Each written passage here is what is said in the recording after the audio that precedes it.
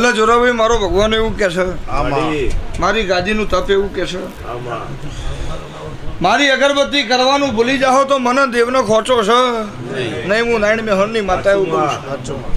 પણ રાતના 12 વાગે તમારા ઘેર મહેમાન આવ્યું છે અને એને ખવડાવ્યા વગર જો તમે પાછું નહીં મોકલો તો મને દેરાને કોઈ દાડો તમને ભૂસ્યા રાખે પાલવશે નહીં. મકવાણાની માતા એવું કહું છું. મારા મહેમાનને તમે હાચવશો, તમને ના હાચવું મારું નામ દેરું નહીં. જો હું ચહેરો છું તો કોઈ દાડો રોગ ફજે તો વેપાર નહીં હોય. ઓમ કરવાની હું ના પાડું છું.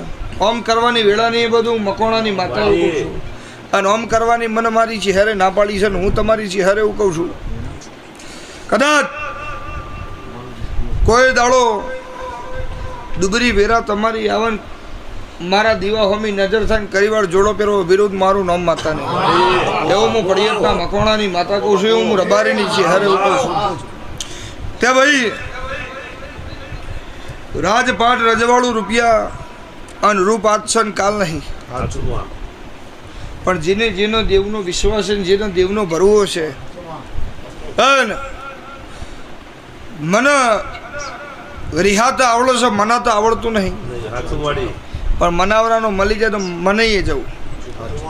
અને મને ચહેરને શેકતા શેડવું પડે. 33 કરોડ દેવમાં હું ચહેર એવું છું, કોઈનો તુકારો નહીં ખપતી. હું કાબરી વસાડી માતા એવું કહું છું. એટલે નકરું હોનું તમારા ઘેર છે ચૌધરીઓ. હા, આ હોનું તમે હાચવશો તો દાડા દાડા એનું તેજ વધશે. હું રબારીની માતા એવું કહું છું. અને એનો વિશ્વાસ એનો ભરવો હશે. આપ તો જેમ રબારીના ઘેર મોડવા હોય એવા મોડવા રૂપિયા છે. હા, તો આ મોડવા રૂપિયાનું પરમણ નહીં જાય. હું મકવાણાની માતા એવું કહું છું. હું પડિયતના મકવાણાની ચહેરે એવું કહું છું. જેટલી મારી ચહેરની વાળા વસ્તી બેઠી છે, જેટલી મારી બોન દીકરી બેઠી છે, જેના મનમાં જેવી વાત હશે એવો મારો ચહેરનો રોમ પૂરી પડી આવશે. દાળો ઉગન દાળો હાથમાં એટલો ખબર પડે. દાળો હાથમાં છે અંધારું થાય ને બીજા દાળ અજવાળું થાય એ ખબર પડે. કાલ હવા પર દાળો ઉગશે અને સૂર્યનારાયણના કિરણ ધરતી ઉપર પડશે. હું મકવાણાની માતા એવું કહું છું. પેલા ભરતભાઈ પંખીડા માળા મેલજી ગાય ગોવાળનો સગો પણ છે. અને તારી ચૌધરીના ઘરની જગતમાં જેના બોલાવું તો મારું પડિયતના મકવાણાની માતાનું.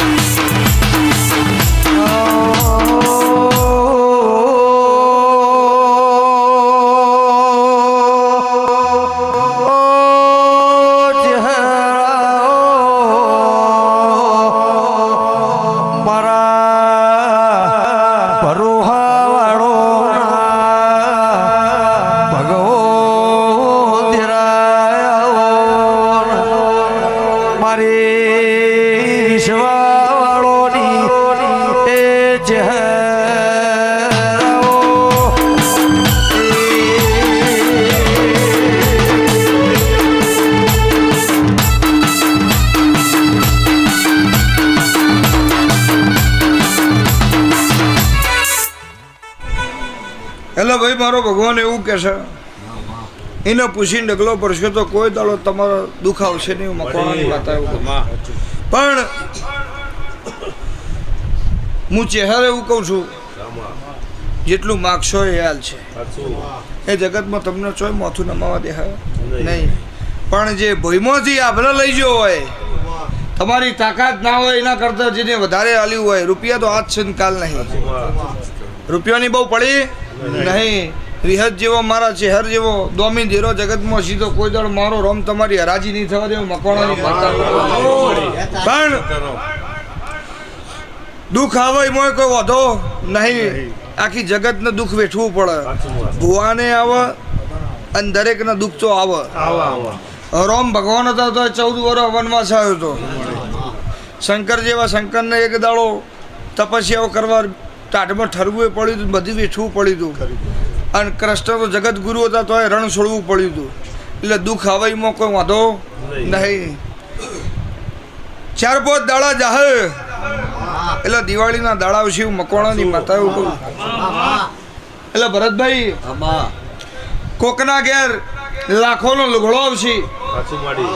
જોરાભાઈ તો કોકના ઘેર પહેરવા વસ્ત્ર નહીં હોય, કોકના ઘેર લાખોની મીઠાઈઓ આવશે, જગત ટેટાઓ પડશે તો કોકને ભૂસી રહેવાની વેળા હોય, વેળા બધાની હરખી હોય નહીં. મારો ભગવાન એવું કે છે, હું રબારીની માતા એવું કહું છું, સુખમાં હબળો સોની, દુઃખમાં હબળો દેવ. આની આ વસ્તી 1000 કોમ થઈ જાય ને એક કોમ ના થાય એટલે આની આ દુનિયા એવું કે હવે માતા પહેલા જેવું કોમ નહીં કરતી, એટલે 1000 કરે તો 300 આવું નતો બોલ્યો, એટલે આ દુનિયા છે. પણ મારો ભગવાન એવું કે છે, હું મકવાણાની માતા કોણ કનું છે એ જ ખબર નહીં, પણ જેને મારો દેવનો વિશ્વાસ છે અને મકવાણાની માતા એવું કહું છું, બરાબર દિવાળીના ટેટા ફૂટે અને મારી સભા આજ ઉજાગરો નહીં, જેને એમ ગણ્યું કે મેં ઉજાગરો કર્યો એના માટે જાજેલું ફેલ, પણ જેને આજ મારા દેવના નામનો જાગરણ કર્યો છે અને હું મકવાણાની માતા એવું કહું છું, કદાચ દિવાળીના ટેટા ફૂટે તમારી દિવાળીઓ સુધારવા નાઉદ મારું મકવાણાની માતાનું મારો રોમ એવું કે છે, જે દાડો મજા હોય ને જે દાડો તમારા ઘેર કરોડો રૂપિયા પડી રહ્યા હોય ને દાડો પાડોશી તમને તાવ આવે ને તો 5 જણા પૂછવા ઘેટ કોઈ તકલીફ હોય દવાખાને લઈ જવું, પણ જે દાડો વેરા ના હોય ને દાડો કોઈ નહીં પૂછતું, અને વેરા ના હોય ની વારે ના ચડું તો મારું જગતનો કાળબરી વસાડી માતા